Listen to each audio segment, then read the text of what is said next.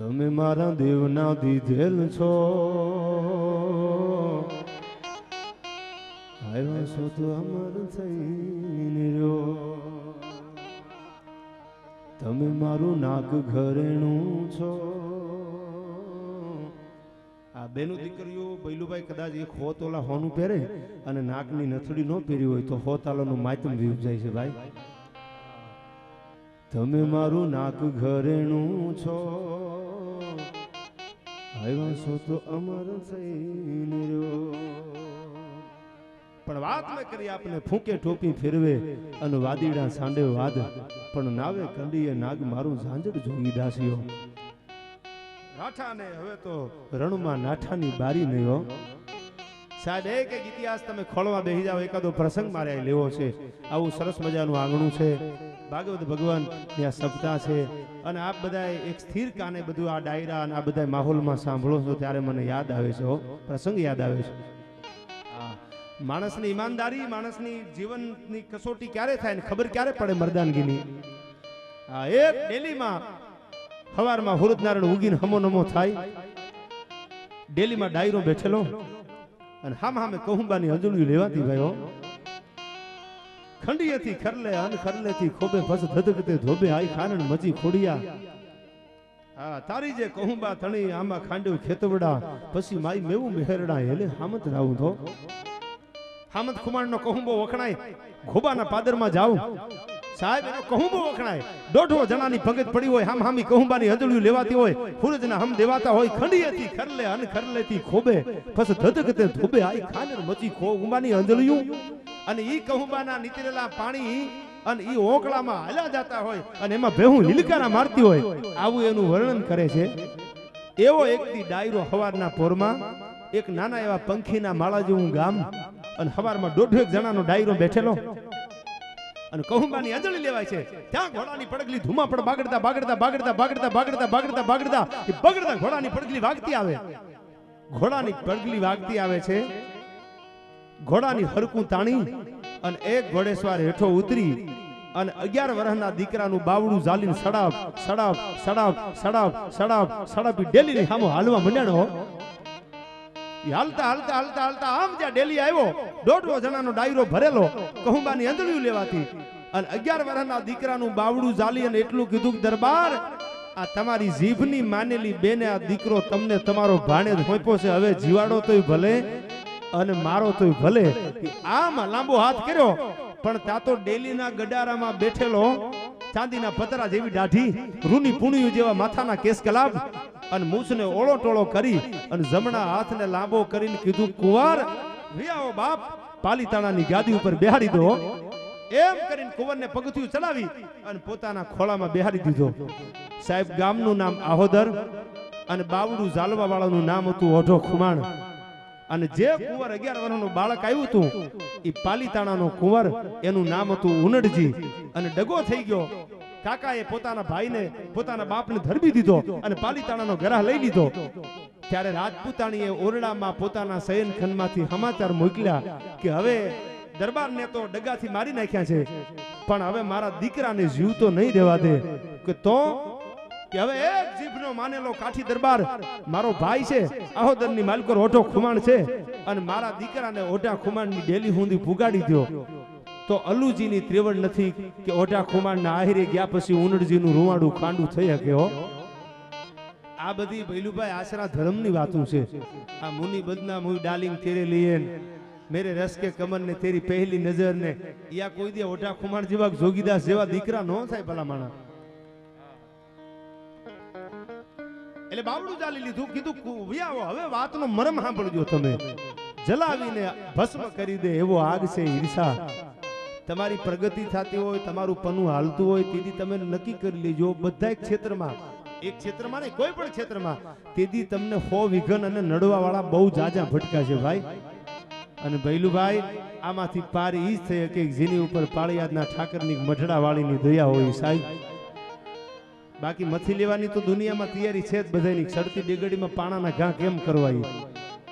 હા એટલે ટૂંકમાં વાત કરું, બાવડું ઝાલી અને ઉનડજીને પોતાના ખોળામાં બેહાર્યા અને કીધું કે તને પાલીતાણાની ગાદીએ બેહારું. આ શબ્દ જે આ ઓઢા ખુમાણના મોઢામાંથી નીકળ્યા ત્યાં સામે ડાયરામાં 150 જણા બેઠા હતા. એમાંથી અવાજ આવે છે, દાંત કાઢતા કાઢતા, સાહેબ કાઠી જ્ઞાતિ એવી જ્ઞાતિ છે કે મૂછમાં દાંત કાઢી લે અને આંખમાં વાત કરી લે. બીજાને બાજુમાં બેઠો એને ખબર ન પડે કે મૂછમાં દાંત કાઢી લીધા અને આંખમાં વાત કરી લીધી. એ મર કર્યો અને દાંત કાઢતા કાઢતા એટલું કીધું કે ઓઢા ખુમાણ, આ તમારો ખોળો કઈ પાલીતાણાની ગાદી નથી કે તમે બાવડું જાલીને વાતું કરો છો. પાલીતાણાની ગાદી એ બેહારી દો ને પાલીતાણાની ગાલી એ બેહારવો ને, આ ઉનડને એ કઈ નાનીના ખેલ નથી. આ શબ્દ જ્યાં ડેલીમાં ડાયરામાંથી નીકળ્યા ઈના ઈ જ ઘડીએ કહુંબો હાથમાં આંજળી ભરી અને હુરજની સાક્ષી માણસે પ્રતિજ્ઞા કરી. ઝવેરચંદ કાલિદાસ મેઘાણીની લખેલી આ વાત પ્રતિજ્ઞા ડેલીમાં કરી. 150 જણાનો ડાયરો બેઠેલો કે મેં મારા ખોળામાં બેહારવાની વાત કરી, પણ હવે હું પ્રતિજ્ઞા કરું છું આહોદરના પાદરમાં ઓઢો ખુમાણ કે આ ઉનડજીને જ્યાં સુધી પાલીતાણાની ગાદીએ ન બેહારું ત્યાં સુધી પલંગે પથારી કરું તો ઓઢો ખુમાણ બોલ્યો ન બોલ્યો થાવો. એટલું નહીં, પલંગે પથારી ન કરું અને આહોદરના 12 ગામ છે એ 12 ગામનું પાણી જો પીવું તો ઓઢા ખુમાણની જીભાન માથે ફેર પડ્યો 90 નખાણા હોય. પ્રતિજ્ઞા છે મારી હો. ઓઢા ખુમાણે પ્રતિજ્ઞા લઈ લીધી. 12 ગામમાં સમાચાર મોકલ્યા અને કીધું કે હવે પાલીતાણા ઉપર મારે ચડાઈ કરવી છે. પણ બાપુ ક્યાં આપણું 12 ગામ અને ક્યાં 12 ગામનો નાનો એવડો ગરા અને ક્યાં પાલીતાણાનો રાજવી અલુજીને તમે કેમ જીત્યો? ત્યારે ઓઢા ખુમાણના મોઢામાંથી શબ્દો નીકળ્યા હતા, જીત હંમેશા સત્યની હોય છે સાહેબ. કુરુક્ષેત્રના મેદાનમાં જેદી પાયા નખાણા અને મેદાનની માલકોર જેદી 18 ની સેના ભેળી થઈ ગઈ તેથી કૌરવો 100 હતા અને પાંડવો 5 જ હતા. પણ જીત શું કામ થઈ કે પાંડવોની હારે સત્ય હતું અને ખુદ પરમ કૃપાળુ પરમાત્મા ભેળો હતો એનો સારથી બની અને કનૈયો ઉભો તો અર્જુન મૂંઝાવાની જરૂર નથી, હવે યુદ્ધ જ કલ્યાણ છે. જીત હંમેશા સત્યની હોય છે. ટૂંકમાં વાત કરું, એડી એડીના કાઠી દરબારોને ભેળા કરી અને પાલીતાણાની સામે યુદ્ધ કરવાની જ્યારે ઓઢા ખુમાણે તૈયારી કરી ભાઈઓ, તૈયારી થઈ ગઈ. કોઈ કીધું કે દરબાર રહેવા દો, પાલીતાણાનો ગઢ આપણાથી ન તૂટે કે પણ મારી પ્રતિજ્ઞા લેવાઈ ગઈ છે, મારી જીભાન લેવાઈ ગઈ છે. હવે ઓઢો ખુમાણ દુનિયામાં જીવે તોય ભલે, અને આમ તો તમે બધાય કહો છો ઓઢો જીવે છે, બાકી હું તો મરી ક્યાં જેવો છું ભાઈ. જ્યાં સુધી આ દીકરાને ઉનડજીને પાલીતાણાની ગાદી ન બેહારું અને પાલીતાણાની ગાદી હાથમાંથી લઈને ન આપું ત્યાં સુધી મારી જીભની માનેલી બેનનું વચન મેં રાખ્યું ન કહેવાય, આ મારું મૂછનું પાણી લાજ્યું કહેવાય. એમ કરી અને 12 ગામમાંથી એડી એડીના યુવાનોને ભેળા કરી અને પાલીતાણામાં કાગળ મોકલે છે આહોદરનો ઓઢો ખુમાણ કે જોજો પાલીતાણાના તમામ રેવાવાળાને પેલો કાગળ લખીને ઈ કહું છું કે આ યુદ્ધ મારું નથી, આ યુદ્ધ ધર્મનું છે. ઉનડજી માટેનું આ યુદ્ધ કરું છું અને હવે જો આમાં કોઈને સામું આવવું હોય તો મામલો મેદાને મોત સિવાય બીજો છે નહીં. અને આય ફળાના ડાબા છે છૂટ્યા ભાઈઓ. અન પાલીતાણામાં ધીંગાણું અલુજીની સામે ઓઢા ખુમાણનું જામ્યું. બાકા ઝીક બાકા ઝીક બાકા ઝીક બાકા ઝીક બાકા ઝીક બોલે છે. કોના હાથનું ધીંગાણું? પોતાની જીભની માનેલી રાજપૂતાણીના દીકરાને, પોતાના ભાણેજને મેં જીભાન આપી છે કે તારા દીકરાને આંગળી લાંબી ન થવા દઉં અને પાલીતાણાની ગાદી આપી દઉં. પણ ઈ યુદ્ધનું વર્ણન કરતા કવિ લખે છે કેવું હતું યુદ્ધ?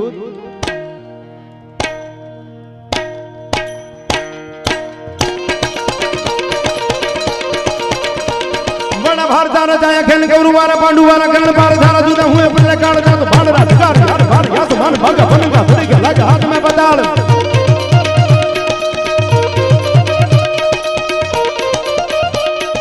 હકિયા કરો બાણ પાડી માથે મે કે ધારા છૂટ્યા બાણ પાર ધારા યા કરા સમો હોતા તો જતા દૂર વીર ધાર ધાર વીર રસ જાગા રોપિયા કરણે ભાગે ધાગ ધાગારો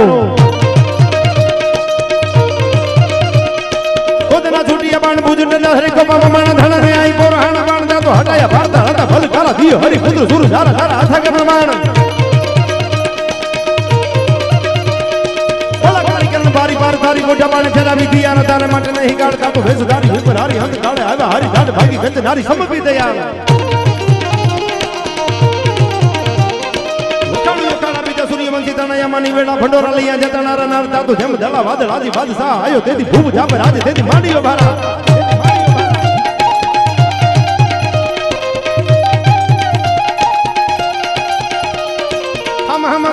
ભેડવાને જેમ છૂટા મુછૂટા તોપકા ગોળા છૂટા ભાલા બાજ પસાડે ઉગડે રાડે ગોપ કાળા ખાગ પાડે રૂડ મુંડા દાડા દાડા તુઠા જાબરાજ દંડલા ખોબરા થોડી ઉડાડી આસમાને પડ્યા દૂર જેમ જણાવી ટોળાના પાણતા તો ખેલાડી રમાડે તેડા સિર ધડા તેમ ધલે ભલા ધલા ભાત સારા બના કા મકાન એવી તરવારોની જાકાજી હાલવા મંડાણી કે લોહીની નદીઓ હાલી જાતી હતી અને એનું વર્ણન કવિ કરે છે રંગતાળા પૂરુ વાળા કાળા નાળા વહેરોગા પશુપંખી વાળા ડોળા ધરણા પજાળ ચાતો પખાણીયું માસલોળા ગળાવા હિલોળા પેટે માથે હુરા આપ સારા રોપે વારમાં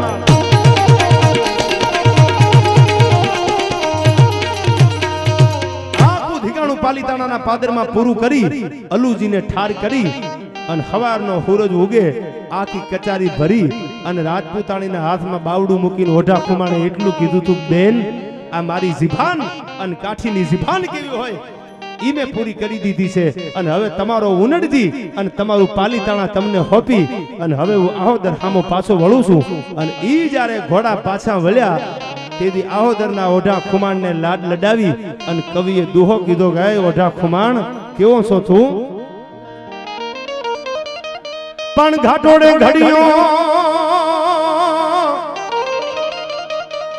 પણ ઘાટોડે ઘડિયો તુને લુણ તણા પણ હવે માટિયા માણા એ મારે તીજ હુતી ઓઢિયા ભગવાન જેથી 14 બ્રહ્માંડનો નાથ મર્દાનગીની માટી લઈને ઘડવા બેઠો ને તેથી ઓઢા ખુમાણ તને ઘડ્યા પછી મને એવું લાગે છે કે મર્દાનગીની માટી એની ખૂટી રહેશે આવા મરદ જે પુરુષો બીજા માટે પોતાના હાડ હોયમાં છે સાહેબ શિવાજીનો જન્મ મહારાષ્ટ્રમાં થાય અને કવિતા અમારો ચોટીલાનો પંચાળનો વાણીઓ મેઘાણી લખે 85 ગાવની મંજલું કાપી અને શિવાજીને શિવના મંદિરમાં જન્મ દીધો એટલે નામ શિવાજી પાડ્યું